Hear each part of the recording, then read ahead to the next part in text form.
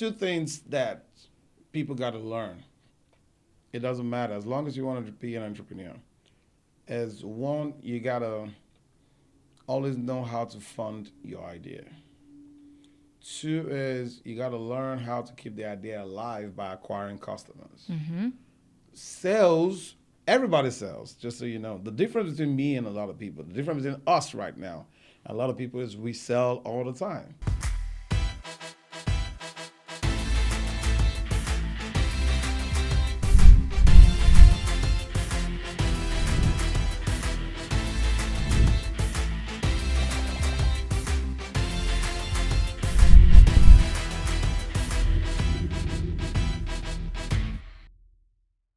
What's up, people? This is yet another episode of Successful Moguls That's podcast. right. But I'm here with somebody. She's none other but Arylle Young. And Mr. Result. I don't know about getting nobody no results, man. Yes. We don't get nobody no results. You do get people results. And that's why I feel like you know exactly what it means to sell, to get to the finish line, to actually make progress. Like it's so much more tangible than anything that I'm familiar with. And a lot of people as younger entrepreneurs, they might not necessarily know because they're still caught in the processes. So I say you are Mr. Result. Hey, I'm Mr. Results because I just think about the results, and that's what got me into sales in the first place. And it's surprising because I never really had a sales job or whatever. And some people look at the fact that I know about sales as much as I do, and I've just been open to the information and numbers. I've always been driven by numbers because as a business person, my goal is to take $5 and flip it into $50 and put in $50 and flip it into, $500 and probably put in $300 and flip it into $1,000. So if you understand the first thing about business, which is numbers, you would love to sell. But beyond that, the beautiful thing is I learned business from the place of numbers, which is a good place to start off. It was all about numbers. Even the sales that you're making was all about numbers. And like I keep telling you, sometime around 30, when I was 30 years of age, something just happened to me. Yes, I got the numbers, made money, but I lacked something. What was it? What do you think it was? Essence. Understanding people. And I started looking for new ways to get into the hearts of people. Now, the beautiful part is, regardless of whatever it was, I was giving results. I found a pain point. I didn't even know anything about pain points or whatever. I couldn't explain what was happening, but I knew that people needed to have a need. And for some weird reason, I just knew how to be relatable. And once you have something that's relatable, that is in need and measurable with numbers, then you got an offer, period. Like, I had those things, but I did not have a reason to why I was helping people. So it made me a very open businessman to anything. I could sell anything, period. Did you, when you said you didn't necessarily have a sales job, but one of the things that I know about sales, not through my own experience, but through hearing people who were in like multi-level marketing, you have to believe in the product. Because like they're talking about, oh yeah, I started off in coffee beans, or I started off selling knives, and I believed in it. I had a set of knives at home, right? I used the coffee every day. Yeah. Did you have to connect with the product in order to sell it, or did you just have to believe in the numbers? Okay, first and foremost, I'm a passionate person. I never do anything without believing in it. I don't care what it is, relationship, friendship, like you will never catch me in it. So belief is always the way I started from. And beyond the belief, I ask myself, would people need this? Oftentimes, the problem that I see is we see something and want to impose it into the market, forgetting the fact that we do not create demands. Nobody creates demand. We've been wired and believed to think that we create demands. No, we don't. There's always demand. If you wake up right now and say, you know what, burn a nation, burn a nation, burn a president, you'll be so shocked that thousands of people will start following you, good or bad. Because there's already people who feel that way. You know what I'm saying? Block the highways. For even $100, let's block the highways. You'll be shocked that people are going to make a donation. So there's always demand. What you need to learn is how do you make yourself findable? Mm-hmm. And making yourself findable is where do you show up? What do people know you for? I'm usually consistent in whatever I do for a period of time before I don't know how to do multiple things. I don't know how to multifunction. Some people can, but it's not even a smart way to do stuff, especially smart people. Smart people always want to do everything. I all the times that I try to, I usually failed. I'm trying to sell ebooks at the same time. I'm trying to get service. You can be honest. You could go straight. Any other time, you dive straight into me. Yeah. And now you skate around the point. But no, I get what you're saying. Like smart people, they put their hands in all of the different things and they try to multitask. But the fact that we even started with the fact that your name is Mr. Results. Yeah. I changed my name to that, just so you know. I know. Y'all need to check him out on Instagram. Yeah. I can't Mr. lie. Get Results. One of the things that I recognize, and honestly and truly, I get more and more into it as I grow as a person. And then as I grow as a coach, when I'm talking about the difference between a corporate mindset and an entrepreneur mindset, let alone a mogul mindset, is that sense of results. Mm-hmm. So when I was getting ready to leave my job, or when I just was getting tired of it, I was like, you know what? There's one skill that I just don't have. I didn't have sales skills. And, I didn't grow up in sales either. Still at this point, never had a sales job. But I applied to this, sales job. I don't even remember what they were selling. Not that I didn't get the job or whatever. But I remember confiding in a friend of mine, and he was like, why would you get a sales job? And for me, I was like, I felt embarrassed for even thinking that was what I needed. Lo and behold, as an entrepreneur, I realized in corporate, you have to be liked. You get promotions by being liked. You get noticed by going to networking events. You get shine just by being in the room and saying, oh, he must work hard because he's always everywhere. If the boss is passing by. Don't you think you're getting results for the corporation? No. Okay. No. When I tell you, and in the comments, you guys feel free to eat me up for this. Yeah. But in order to be successful in corporate, you have to be liked. You have to be liked. Like you can sit at the job, the boss walk by, you go, and then they walk back. Like that was all the work I needed to do. Eye service. So when you're looking for when you're up for promotions, you might now depending on the department, right? Let's say you're in business development and you're trying to get the most clients in before they start to give bonuses and things like that. That's a different department. But when you're in marketing or revenue management or some type of data analytics, your work just, and then when you're in analytics, nobody even knows what you do. So nobody's really telling you what you do looks a bit. I mean, you just look busy. Back end, exactly. Mm-hmm. So when I left and I realized in entrepreneurship, you can't just sit at the mouse and tap the screen. I had to learn that the only thing that was going to move the needle for me actually staying successful was me getting on the phones, was me getting out on the screen and offering people what to do. When you say, when I think about moguls, last episode we talked about just what it is to be a mogul. Yeah. I think it is that sales skill. You know what I mean? Okay, let's put it this way. Two things that people got to learn. It doesn't matter. As long as you want to be an entrepreneur. As one, you got to always know how to fund your idea. Two is you got to learn how to keep the idea alive by acquiring customers. Mm-hmm. Sales, everybody sells, just so you know. The difference between me and a lot of people, the difference between us right now, a lot of people is we sell all the time. Mm. If you've ever been in front of anybody saying, oh, I want to get this job and this is the value that I'm bringing to your corporation, you're selling. That's true. You only sold one time. That's true. Because you put numbers to whatever your value was, you negotiated, and you went back and forth. If you were smart.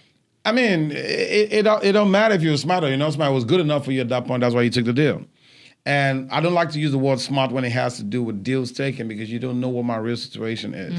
I might be in a place where I'm using my last card right now to get on a train to make it out here, and you're offering my first $50K, I'm taking it. Like you said something about entrepreneurship. Was it you that said it? What did I say? No, I think it was Sarah that said it. That entrepreneurs, about corporate life, that is your first business partner. Oh, yeah, that's your first business partner. That was Sarah. That was Sarah. Okay, cool, yeah. I get confused sometimes. But Sarah said something, and I understand. It's your first business partner. So it creates the first seed cash that you need to invest in whatever ideas that you have. So let's say you want to sing and you don't have a job and you want to get into this whole singing thing. First, you're in a business that you have to be selected. Mm-hmm. You have to have the right voice. You got to be appealing to the right people. You got to have the right look and all of that for you to be accepted. So talent is not enough. So your growth has absolutely nothing to do with how much you got. What you got will get you into the room, but it depends on those people in the panel to decide your faith. I don't like that.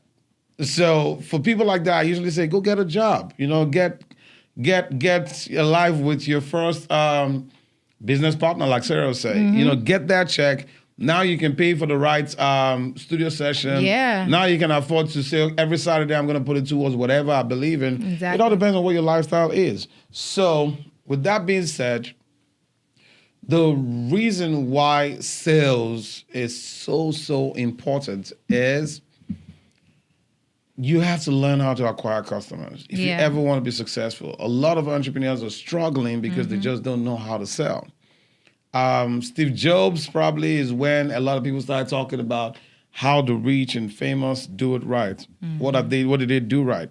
And you can tell that even when he knew he had something, first he partnered with the guys who could create it. And when he had a prototype, he had to go sit in front of the right kind of people that could buy into the idea. That was sales right there. And so selling is just not you selling to a customer. Right. You could be somebody who's a wholesaler. A wholesaler, when I mean a wholesaler in this term right now is, I have a big idea. I'm not the one who do the little things and all of that, but I'm going to take you to a big corporation, advertising agency, Shark Tank or whatever, and sell the idea. Still boils down to you know numbers. You got to be able to state it. It has to be measurable. It has to be relatable. If you miss these basic things, you can't sell, period. You don't get the deal. You don't get to escape that cubicle life that you want so bad. It doesn't matter how smart you are if you're not able to get results or describe what those results are. Yes. So that brings us to the next point, which is selling is made simple when you understand the principles behind selling. One is it unique? Two, is it transformational? What kind of transformation are you getting? That's why I changed my name to Mr. Get Results. Get results for who? For yourself or for the people that you serve? Third, do you have good intention? A lot of sales practices have been burnt on the internet. And that's why I want people to understand. Webinars, all of that. People already know you're selling. When you set a free call, they know you're selling. It's nothing is free because even if you think it's free to you right now, somebody paid the price for it. So it's not totally free. And so people now know what it is. Back in the day, you could just do a webinar and put it out there and people are like, wow. But now people know it's a sales process. You know, I used to be literally the person that's like comment in the chat. I'm like, let me see who's gonna comment. Yeah. And then you see all these random comments. Ain't nobody in here from Texas. Exactly. So it's just people now know the truth. Whenever you tell them text the number, they know the truth. So the only way you truly can keep on selling till eternity is you got to truly care about people. You have to truly have something that transforms their lives. You got to learn how to deliver that message and be endearing because people buy because they're in pain. Yeah. Or they're buying out of pain or buying into gain. People also buy because they feel understood, not because they, a lot of people spend so much time talking about their accolades, their processes, their features. That's not the reason why people buy. You start up a conversation, you're like, my name is this, I've been to this, I've been to that, and all of that. Yes, it's shiny object, you look nice, but people might gravitate towards your energy and all of that, but at the end of the day, people don't know why they should buy from you. You might get a couple, and that's what's so crazy. Even if you're a bad salesman, you still might make some sales. But how to consistently do it is, one, figuring out how to transform people's lives. Create a 10x to 100x effect. Make sure you understand the first reason principle to why somebody reached out to you in the first place. Let me give you an instance. Let's say you walk into a car shop right now. Stories help in selling. And you miss the first question you need to ask, which is, so why did you choose to walk in today with your beautiful family, and what are you looking for? And you just go, all right, let me show you the cars that we got. You don't even know why the heck I need a car right now. You might spend the first 10 minutes rambling, and you usually have 60 seconds to grab my attention, sometimes 5 seconds. So the minute you talk about a car first, you don't even know me, you don't even know my name, you didn't even ask me, how do you address me? You make it all about you. Yeah. I'm already turned off. People don't like to be hassled. Yeah. And just so we correct this, people love to be sold to. I was just going to say that before I interrupted you. Yes. Embodying that idea that you want people to sell to you, because it's that same energy. Like, if you don't want nobody to sell you, then nobody's going to buy from you. Exactly. But go ahead. People have no problems being sold to. Yeah. Listen, everybody wants to go to an airport lounge, VIP lounge, and see what it feels like. Everybody wants to go for a Rolls Royce test drive. Everybody wants to walk through a house for sale and just imagine what it's like owning this house. Everybody wants to. That's sales process right there. The problem is, are you selling to the right person that is willing to buy from you? The second problem is, have you identified the amount of transformation you're creating? Because if there's no transformation, then selling just becomes hard. Yeah. And that's why a lot of people are kind of put off from selling, because they see it as it's such a hard job. No, if you understand your product so well and you know the benefits in your product, and you put that in front of people and you make it as personal as possible. Like I said, the first question is, what's your name? What's your wife's name? What's your baby's name? All right, some rapport. And after that, where you guys from? And why did you guys reach out today or something? And that's a hard name. Do you have an easy version of that name? So I know exactly how to address you. You know what I'm saying? Right. Oh yeah, my name is Iyke, for example. I'm struggling with that. Okay, just call me Ike. Oh, okay, cool. I can do Ike. You know what I'm saying? Right. Man, please tell me your name is not Tina. No, you see what I'm saying? I'm like, Right. no, that was supposed to be a corny joke or something. But you see, when you do that, you first break the ice, and they get very comfortable. Now they know that you're kind of interested in them. The next question is, why are you here?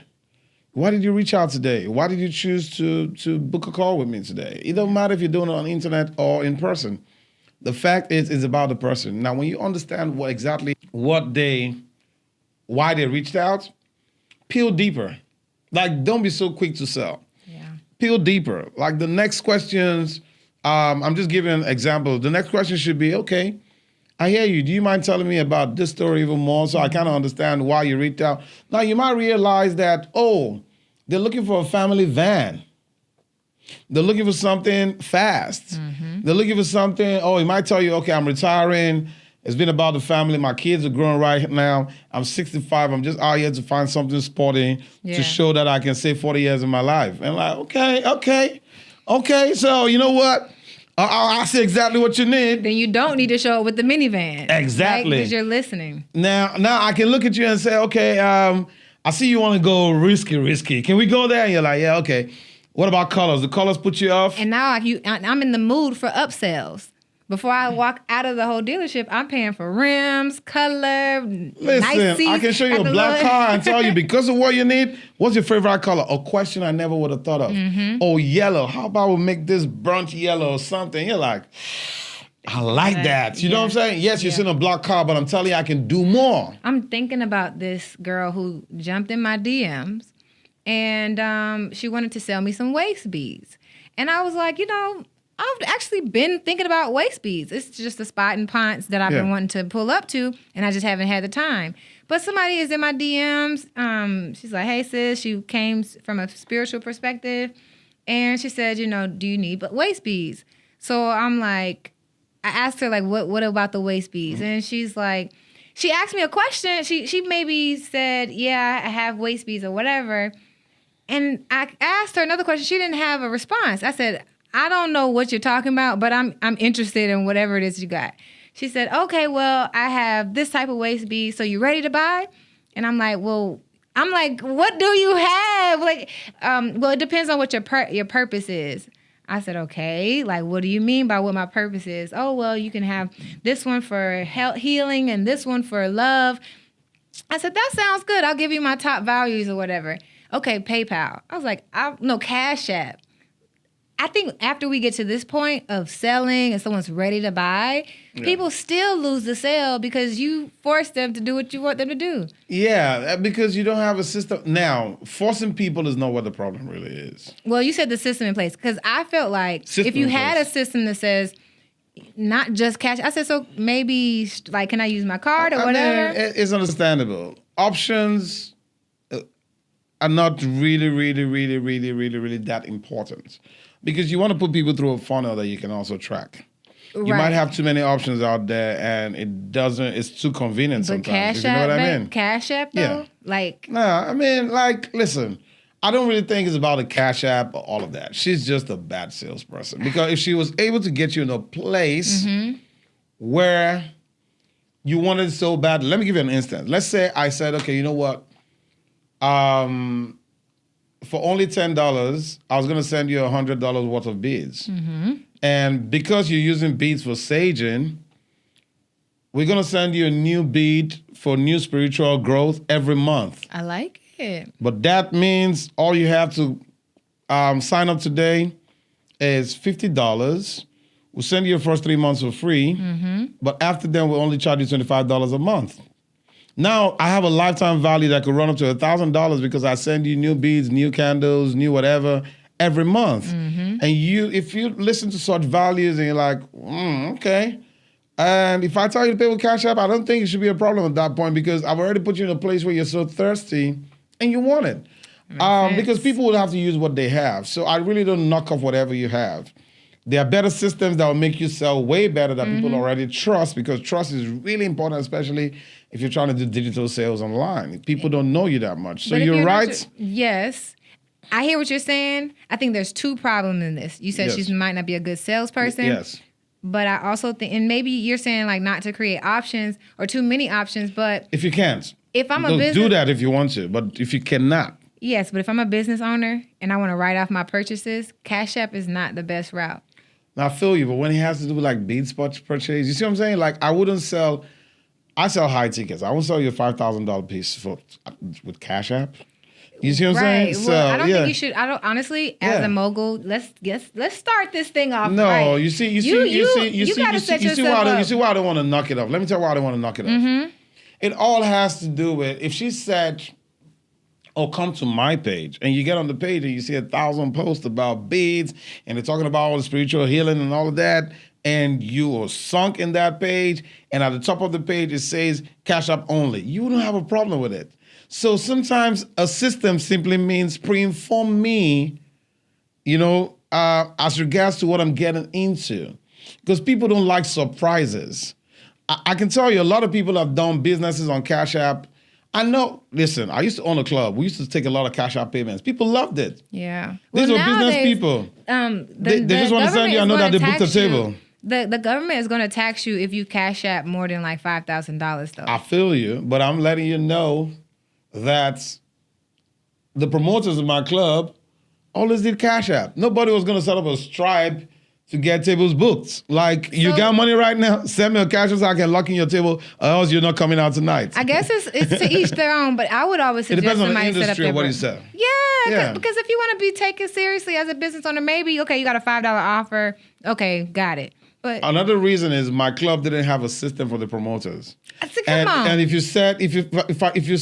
told them, go to the club website to get your tables booked, they weren't going to get their commission.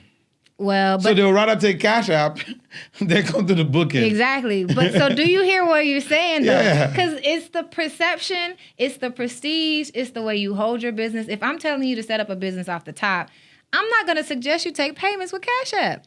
Of course. I'm going to suggest you set up your Stripe. I'm going to suggest you set up your PayPal. And let's be official. But it also depends on the industry you're in. Because even Stripe does not support all industries. And I get what you're saying. They can also block you out, shadow ban you. PayPal is going to sees your money. Do you understand? It all depends on the industry you're in. If you're selling sex toys, some of these guys don't want to deal with you. You know what I'm saying? And there's a lot of money. And you take cash out, people are going to send you cash out because you're trying to sell sex toys. Ooh, I got a question. Yes.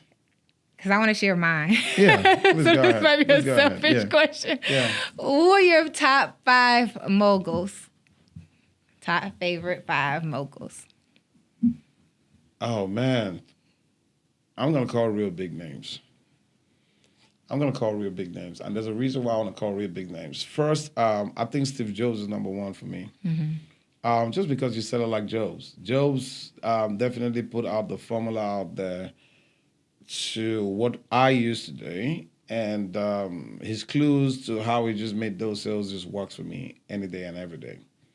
And the level of transformation that Apple as a brand and how simple they make it, and just nobody throws away an Apple box. The experience is just different. And it's not like experience as wow, like lights and all of that. It's just little basic things. Yeah. And it just beholds the concept of people buy because they feel understood.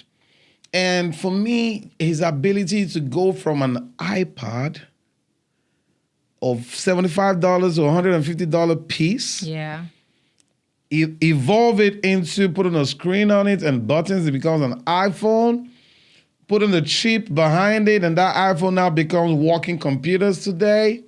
We just went from spending $100 to $1,500 with Apple over the period. Yeah. That we've been using Apple. Okay. Also created an ecosystem. Like, I can keep going. So for me, just the Apple brand for me and Steve Jobs. And Steve cannot say anything without using endearing words. That's nice to say. I didn't know that. For somebody who is so chauvinistic like him. Really?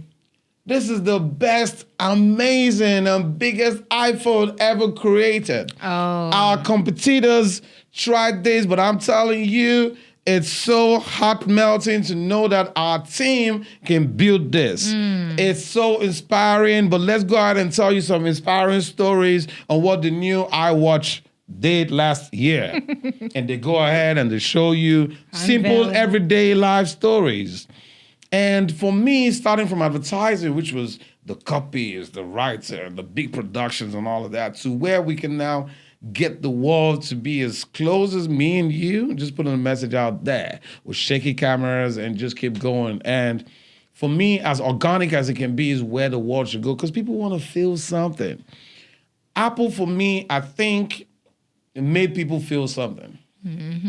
And if you can get a device to have such emotional connection, even the Apple and Windows thing, it was all made up. It was all created. The zeitgeist of Apple and Windows. Like I will never forget that. I'm a 90s baby. I'll never forget, like, this is a PC. This is a Mac.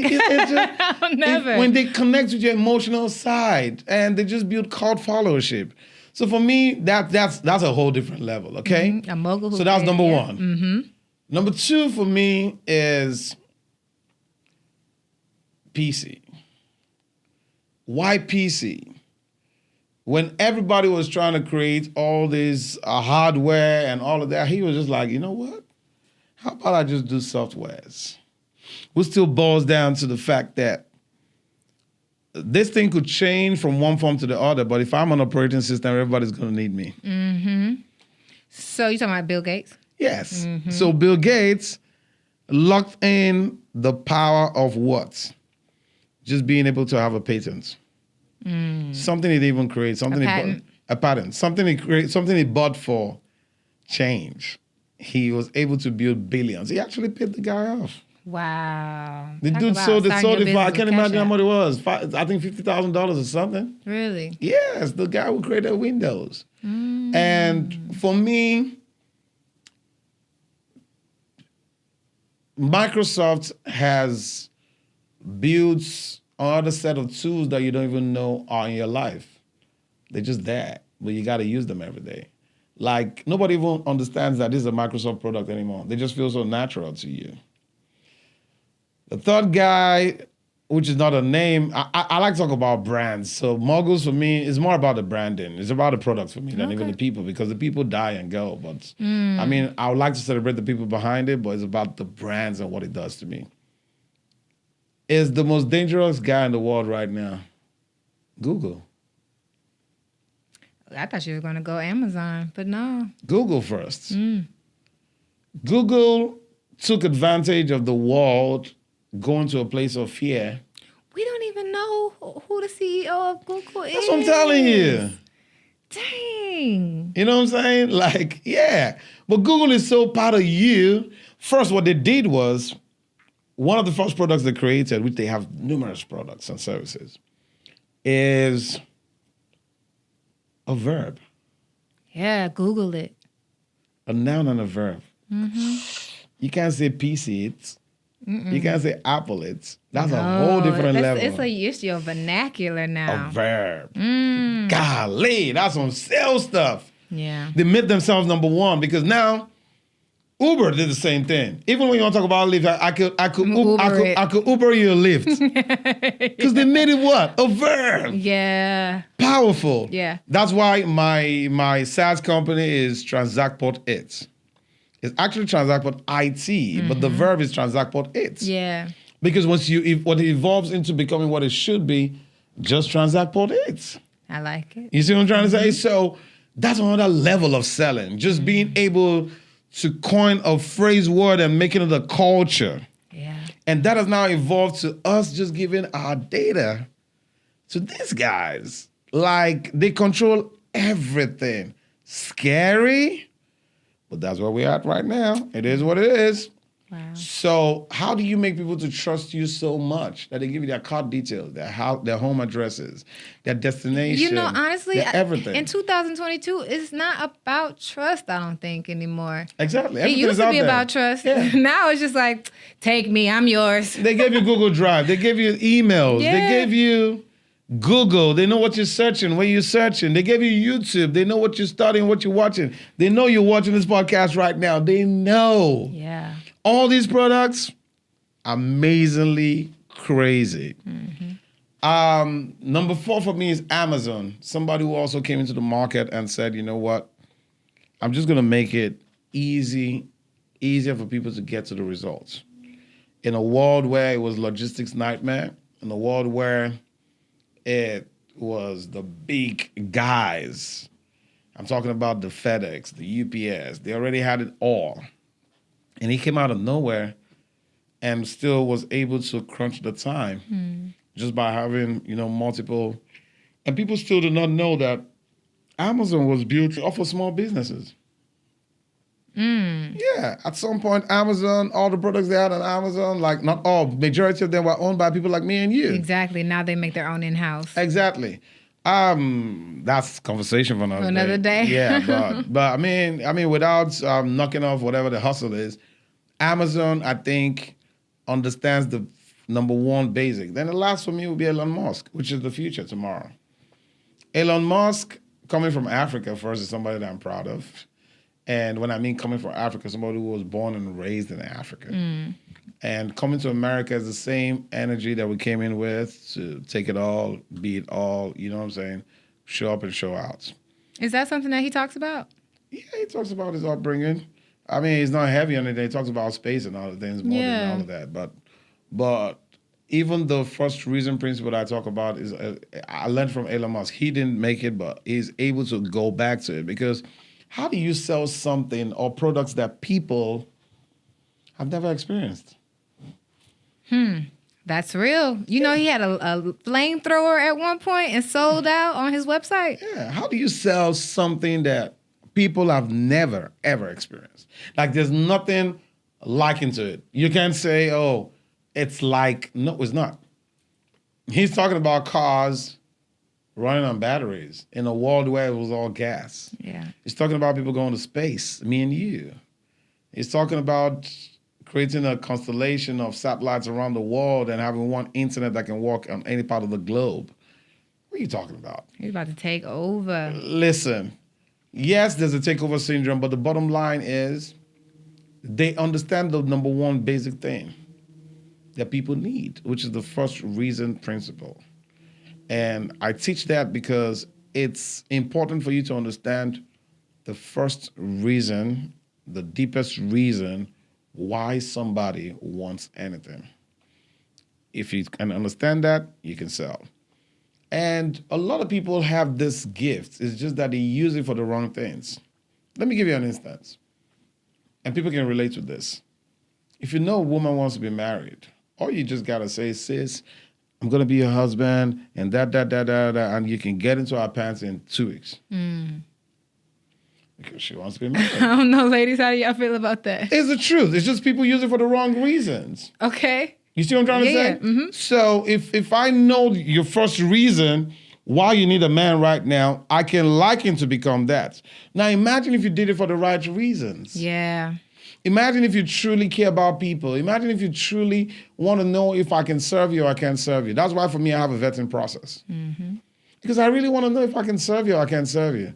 When people get on sales calls with me, I don't see them as a number. I don't have to make the sales. I tell my salespeople, you don't have to make the sales. My company is not built on that. I don't want to attract people that don't want to be served. I don't want to attract people that are not ready to put in the work. Because it don't matter the information that I share. Mm-hmm. If your mindset is not ready, if you're not willing to become what I want to make you, you still will not succeed. That's why for me, it's important to understand what people need and who your avatar is. And we have to stop this whole broad sales, just casting the net out there and catching whatever type of fish. You have to know the right kind of baits to get the right kind of people that you need. Because once iron meets iron, magic happens. So most coaches that you see, let's talk about coaches right now, or services or whatever that you find creates transformational results, is because they can simply identify why people need what they need. Mm-hmm. And once you understand that, it changes everything. Let me give you an instance in Africa right now. The young generation is saying, it's time for everybody to quit. It's time for everybody to quit. The old guys got to quit and go. We got to kick them out. You're talking about politics, right? Yeah, politics. Mm-hmm. There is nobody that is making free money. Okay, tell Jeff Bezos to quit. Tell him. Tell him to not run Amazon. You want to shut it down. What do you mean? Are you saying that that's the perspective that young kids are taking in Africa, but they're not aware of the fact that this person can't quit their job? What you mean? The guys who are holding Africa down cannot quit. These are people who are making $500,000 every month free cash just because they're in a place of position. Mm-hmm. You think they're going to quit? Oh, so you're saying they won't quit? Hell no. They will burn the whole city down, kill our children just because they want to keep making money. It was something that you said. I think we're going into a different realm, but to this point, it was just something you said about the fact that people, it was on the first podcast. It was on one of the podcasts that we did, which was people aren't going to give away their power, their riches. Like you can't just knock on somebody's door and say, give up all your family. I mean, if you want to, it's going to cost you blood and sweat. Yeah. Somebody has to be killed for that to happen. But another path, people say I'm very, very, very, very positive. That's what the problem is. Yes, I am. Optimistic. I've heard that several times. I'm highly optimistic. But you see, what I've learned is if you understand the first reason why people are even evil, if it's greed, then offer them more greed. That's what white people have been doing. So what do I mean by offer them more greed? In a good way. I know that right now the per capita income is probably less than 2%. Maybe an average African makes $1 a day. And that's the system you've created from being mean to these set of people. Mm-hmm. Okay, I know you're not going to let go. So what do I preach? Before I preach, why are you doing what you're doing? Oh, you know what I'm doing? For the profits, Iyke. For the profits. Okay, let's do this. The people are suffering. And if we keep going this way, the next generation or whatever it is, there'll be nothing left for you to even benefit those profits. So how about I make you more profits by increasing from 1% to 10%? So we're going to bless people even more, which is what America does. Bless the middle class so much so you can take whatever you want to take and nobody's looking. Because if we all can have homes, we all can have our lights on, we all can have whatever, we all can have better jobs. Now an average income in America is probably $48,000 or $60,000. It don't matter, we're still gonna pay you the bills, we're gonna pay for power, pay for water, pay for everything. We're gonna pay for gas, and you're still gonna get your money back. Just by increasing the middle class. Yep. And giving people more opportunity to come into wealth, you can make more money. Yes. You don't have to really starve people, but the fear in Africa is they put people there so they can control them. Because they know that once they leave them hungry, they got their minds. And once you give them food, now they can think logically. And that's what they do not want. Oh, they're trying to keep you comfortable. Not comfortable. In poor. America. Yeah, in America, they keep you comfortable, but that gives us our free opinion and free thinking. Trying to keep you because we're not worried about putting food in the fridge. We're worried about bigger stuff like, rent and mortgage and all of that. I was just thinking of all the things that you said, I think that would be a good sales pitch. You get what I'm saying? I remember when you said that you were talking to a person off camera about how to appeal to politicians. And even in that instance, as you were talking to the politician, you're selling. Yes, that's sales right there. You're selling. Yeah, that's sales. And people just need to have a better intent. Like for me, I just, even when I was creating this podcast, Successful Moguls, for me, it's not just about bringing people on here and just chatting all day. It's dropping a lot of values to start with. So when people listen to each episode, they can learn something that probably should give them a total mind shift, or learn how to make money, or take that trick to go, affect their business and scale their business to the next level, whatever it is. It's value number one. While we're doing that, we're trying to annoy people who don't want that. If you're looking for ways to reduce belly fat, this is not a show for you. If you're looking for how to get cheap tickets to fly for vacation, this is not a show for you. You see what I'm saying? Go watch a travel show. But when it comes to the topic, we're using this to first get a bunch of people that share common interests. That's number one. Number two is adding so much value to those people now that we've been able to identify them. Number three is sell to those people. That's why we got links at the bottom. That's why we try to make sure anybody will bring here, do you have something to offer? That's why we're creating a sales page where people can find things cheaper, but what's the value? Get them at a discounted price, because we know that we're vetting these people. We know that these people create transformation. We know that these people can get them results.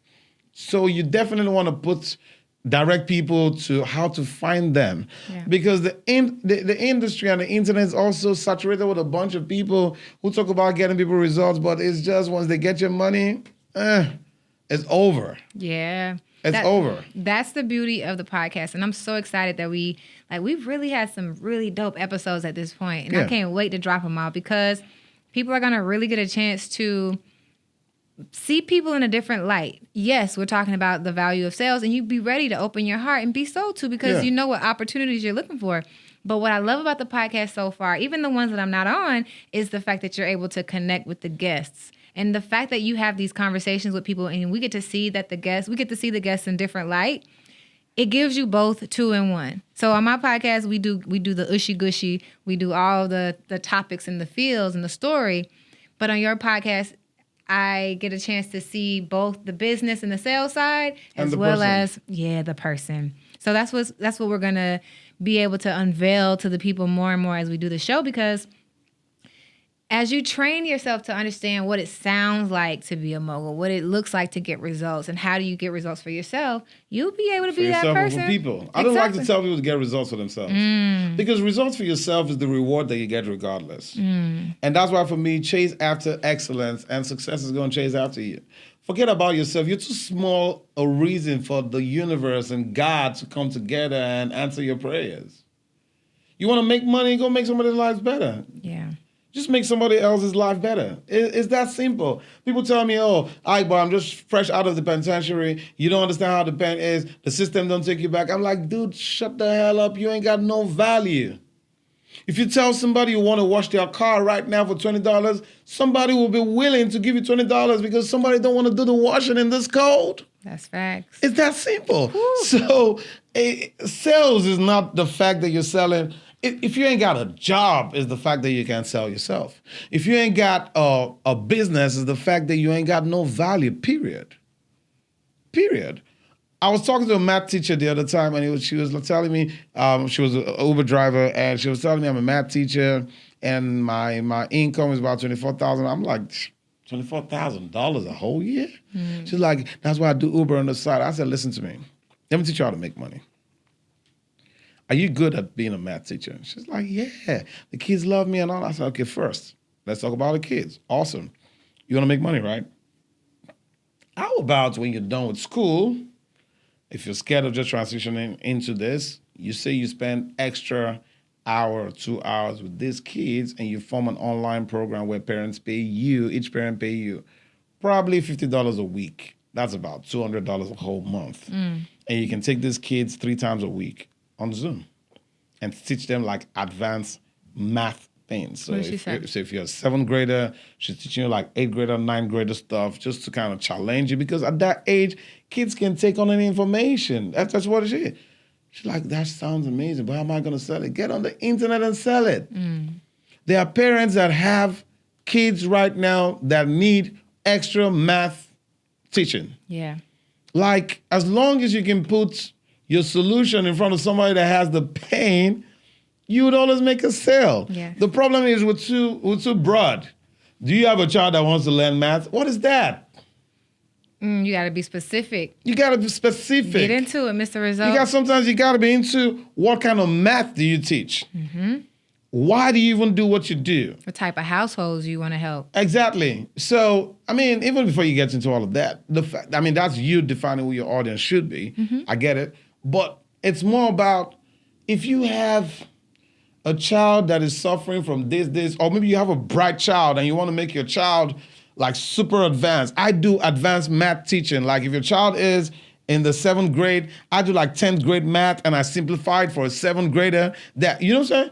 Now they're looking at, I got a bright child to start with because that's the child you want to serve. You don't want to serve a dumbo. Okay, I get it. That's who you want to serve. And there are also people who are more compassionate. They're like, if you got a child that has, English or math problem or science problem and all that, I've built a whole universe, you know what I'm saying, that we can get in.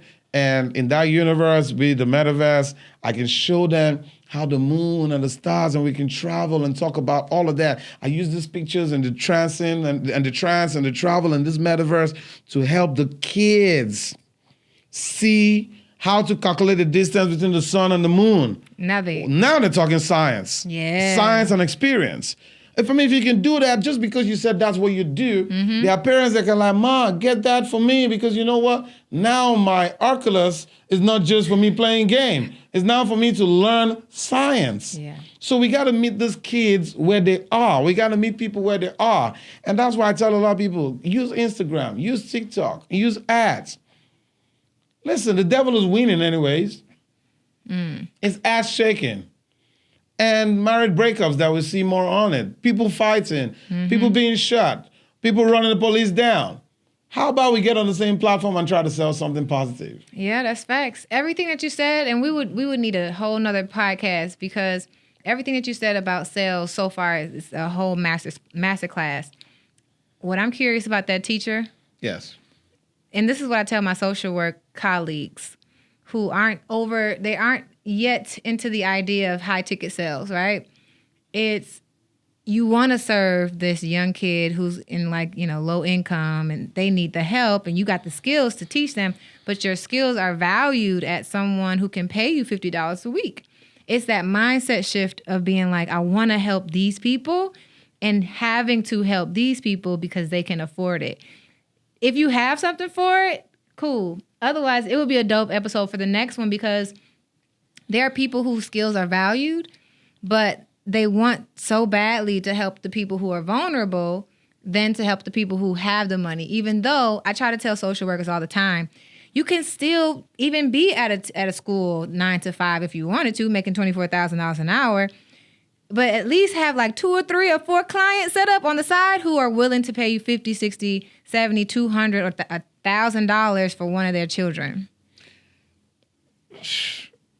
You are super right, but I always add layers to everything. People got to be careful about how much they think about themselves and think less about others. And Everybody says high ticket, high ticket. I preach high ticket. I tell people you got to have a high ticket. It's easier to make a lot of money in a short period of time than for you to make a little bit money in a long period of time. But what is the level of value that you have? Because if you don't have that, you got to go back to the drawing board and try to create that value. If there's no, we're not, see, listen, we don't buy the iPhone for $1,000. You know how much a computer is? From anywhere from $300 to whenever. Mm-hmm. So why do I need a phone? It's got to be a walking computer. It is. Period. Mm-hmm. If you can't do what my computer does and more, I ain't paying $1,500 for it. So sometimes people go, raise your price, raise your price. Raise your price for what?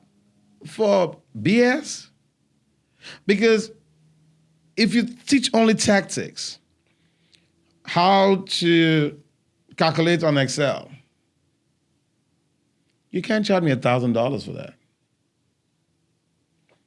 That's a $50 program right there. Mm-hmm. But if you now teach me strategies, ways, go on the back end and create formulas that I never knew about, now we're getting deeper into something. Mm-hmm. I might stop paying you $300 to $500 for that. Yeah, I think that teachers right now and social workers and people who are in the school system, they are doing the most. If you say they're doing the most, let's talk about this. If there are 4 levels of teaching, there's got to be 4 levels of learning. Mm-hmm. The lowest level is tactics. The next level is strategy. Mm-hmm. After strategy, the next thing is principles, which are the laws that govern whatever you do. And lastly, you want to get into the essence. The essence is the creator of the laws. So that's where you start getting into more spiritual stuff and less of the human stuff. The laws are created by nature, they're created by creation, they're created by the universe, they're equally created by man. But laws are laws. You swim against the laws, you get into trouble. You could be the best salesman and you still will be into trouble. Right now, people are selling marijuana or whatever you want to call it in California, and it's legal. But if you step out of California, it becomes illegal in some states. So if you don't know the laws, it don't matter how much of a salesman you are, it don't matter how much demand people have on the streets, you're definitely playing with yourself. Now, the reason why I'm saying this is when people say social workers are doing the most, social workers are doing the most. Teachers and social workers. Yeah, if you say teachers and social workers are doing the most. Yeah, let's talk about some. Let's talk about all. It don't matter. Uh-huh. What most are they doing if all you're teaching is tactics? What? What most are they doing if you teach the students? Yes. First, you have a curriculum that you just teach me the tactics of things. Well, yes, I think the school system, and we're going on a whole different tangent, but I think the school system is set up. I'm trying to get your point, though. The point is that Did there's they a teach mental... principles? Oh, well, some teachers go above and beyond and do the most. That's what I mean. Because, like, the school system is going to give you the... Yeah, what's the above and beyond? They teach the concept. They bring in videos for you to understand. Strategy. It's still strategies. That's why you can't get paid more than. It's beyond... When you start teaching principles, laws, that's why lawyers make more money. Mm. You got to understand, it's all what you pick. I'm going to teach. But I'm teaching you essence. I'm teaching you. I'm teaching you the laws. Do you understand what I'm trying to say? That's why people are paying me $5,000 for what I know. That's why they're paying $10,000. But if a professor, all you have to teach me is some business concept that I can Google, and I spend 4 years with you or 2 years to get a master's degree, and you don't own a business, I don't know how much I can pay you. I don't really care. People pay the school, but I don't know how much a professor earns. That's why I don't believe in them. But do you know that I can pay Elon Musk $10 million to work for him for just 30 days of my life? Why? Because I know that experience, just being a trainee under him, paid for, can make me, the contact, the people, the level of people that he's dealing with, can expose me to making my first billion. So what is the transformation that teachers create? Because you can do the most. You can show up every day. You can be in some rehab center. You do a lot of work. Yeah. But what's the transformation you create? Why do they pay surgeons more than nurses? Nurses do more work. I show up as a surgeon, and I work probably 2-3 hours, but the risk is higher. You give me my pills, strategy. Take this pill every 6 hours. I show up.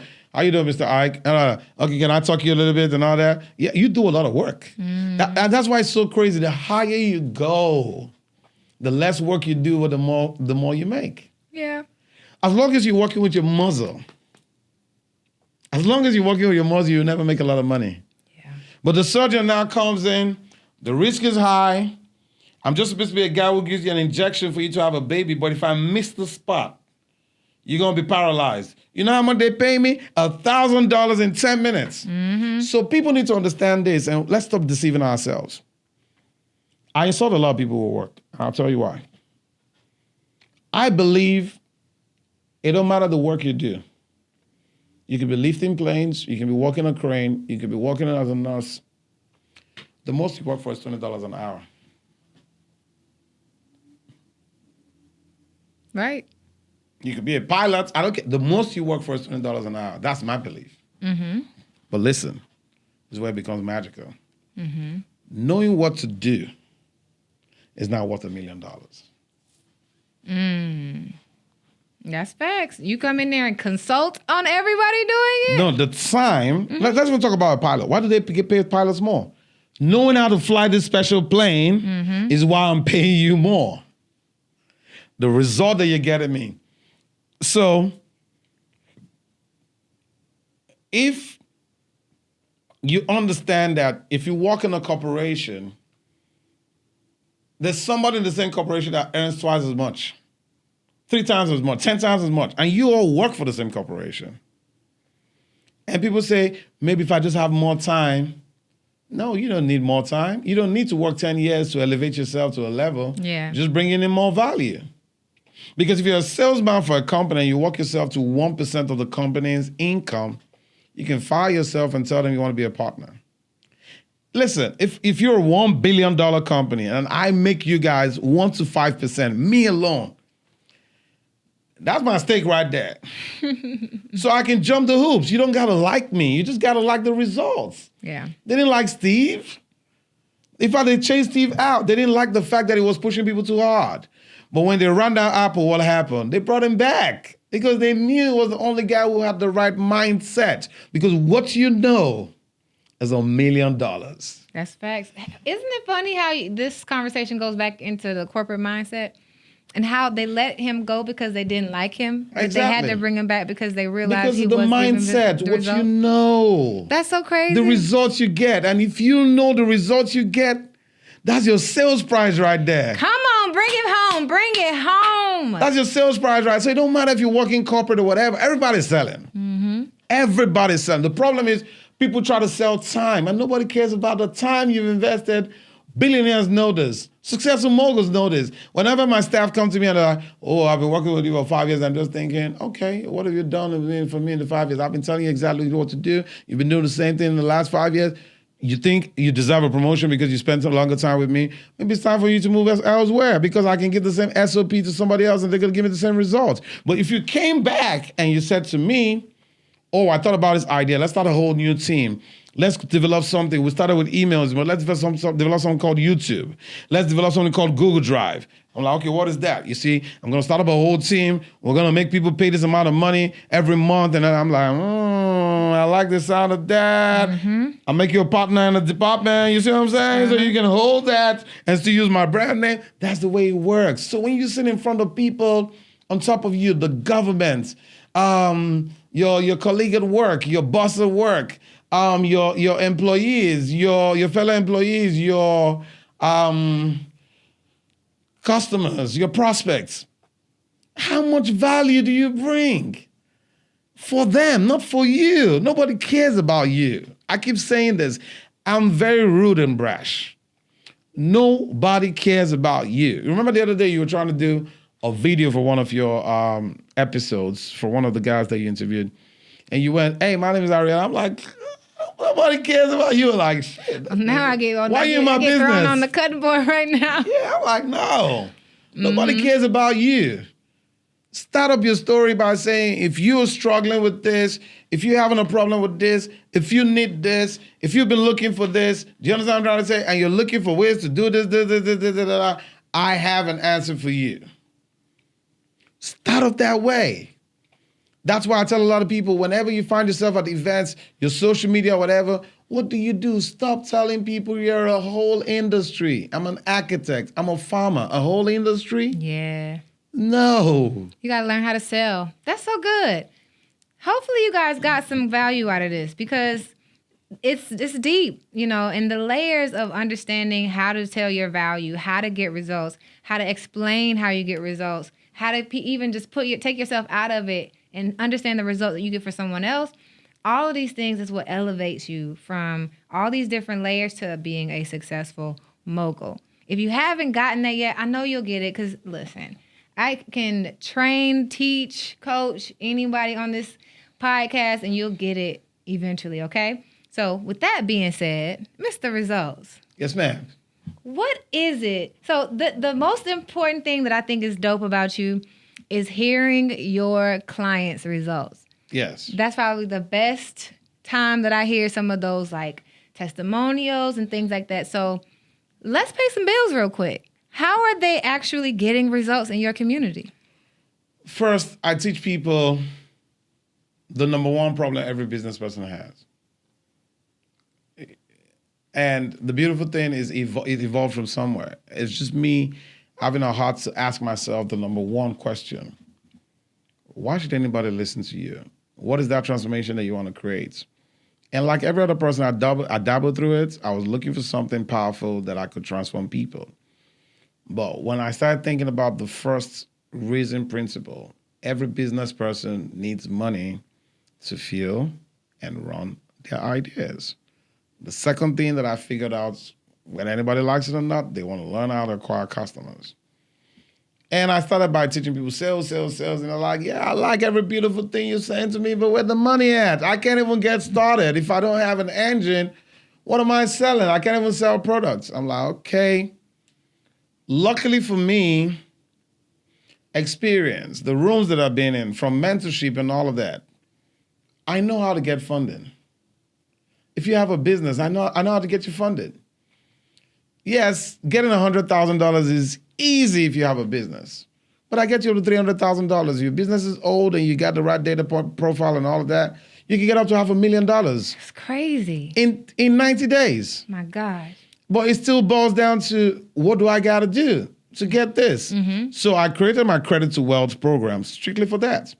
It's group mentorship, group mentoring. People think, they can just come in and have Iyke do the service. Look, I'll charge you $30,000 to do it for you. I charge 10% of whatever targeted income you're going for, and I take 15% down payment because I know I can get you $300,000. I know I can, but you'd have to pay me at least $15,000 to get started, mm-hmm. and I still would get my $30,000 from you. Mm-hmm. So we started out that way, got a couple of funding from people that, like, listen, I've destroyed a lot of people's records just trying to I'm just playing, you know what I'm saying? But we fixed it because I got an amazing credit repair company too as a service-based business. But what we did was we were learning who the lenders were, what were they looking for, all of that. I was joining communities that had to do with this funding. I was trying to get the game, what works, what doesn't work. So I can remove all the guessing and come out with a blueprint that leads you to the money, regardless of whatever you look like, regardless of whatever level of entrepreneurship you're in, even if you've never gotten a dime from the business and all that. And that was the magic that I found. I'm lucky, number one, to have created a program that, number one, not only gives you 20 to 100x your investment. Of your investment, it's also a system that you can apply on multiple businesses for the rest of your life. And it's also all you need to do for the rest of your life. If you ever want to win. Now, what I'm teaching is not that crazy. I need you to understand that if you look out of your window right now, if you're listening, you look out of your window right now, there are buildings owned by corporations. Probably where you live is owned by a business, not an individual. Mm-hmm. You look, you see trucks driving back and forth, you see dealerships and all of that. They all did the same thing. It's just that when you compare these mega businesses, it's less than probably, I don't know what the numbers are, but less than 5% of the entrepreneur world. So people just got to learn how to leverage getting the bank's money to scale their businesses. We got to run away from this lack mentality thinking, oh, if we get money, we just got to disappear. No. You have to be responsible. You have to have an intention. You have to have a true business that can serve. Because when you get this money, you're responsible for this money. This is not a CPM, scam, PPP, loan, forgivable, all that type shit. No, this is real banks' money. The banks don't want to lose their money. Yeah. The banks don't want to lose their money.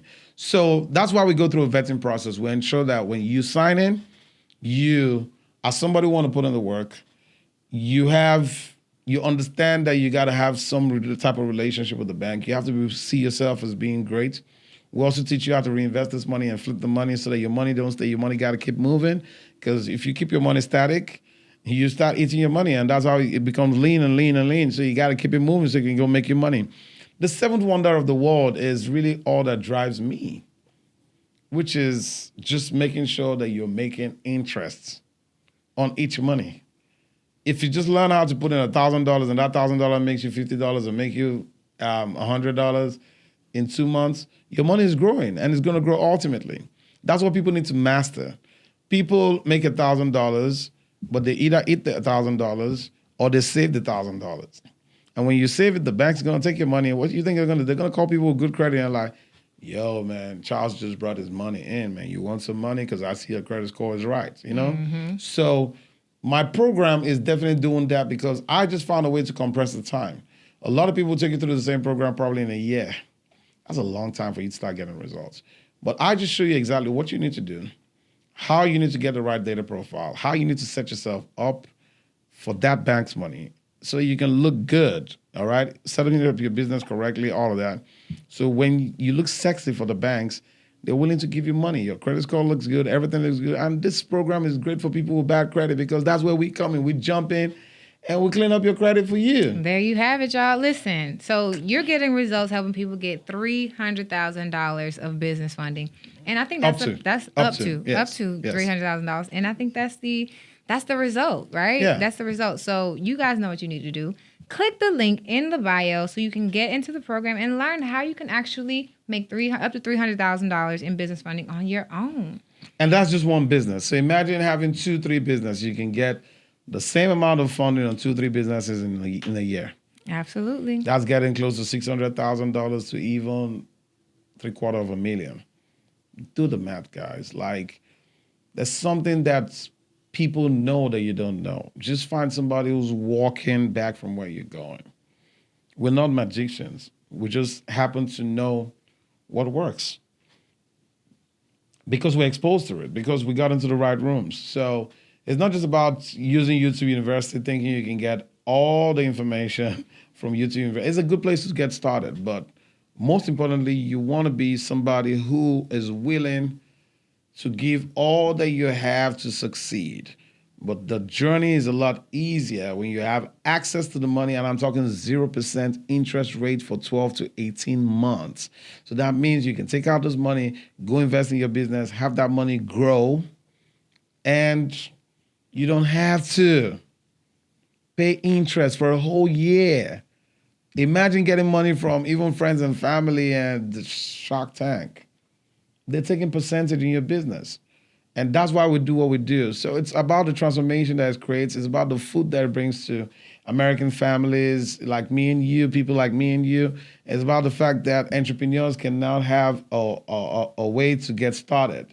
And you're not doing crowdfunding. You don't need portfolios of documents and, I don't know, tax papers and all that. You don't need all of that. Do you understand? Click on the link if you want it. And let's see if we can help you. If you don't have a business, you can't transform lives, you don't know how to invest this money, don't even worry about clicking the link because I can't serve you.